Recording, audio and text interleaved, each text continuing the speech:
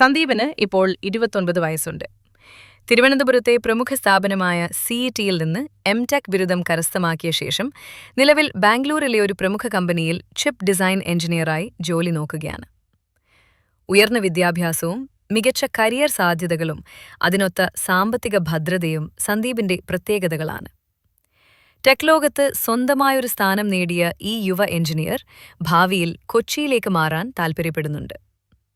സന്ദീപ് ഒരു ഹിന്ദു ഈഴവ സമുദായത്തിൽ നിന്നുള്ളയാളാണ്. നല്ല മൂല്യങ്ങൾ കാത്തുസൂക്ഷിക്കുന്ന സ്നേഹമുള്ള ഒരു കുടുംബമാണ് അദ്ദേഹത്തിൻ്റേത്.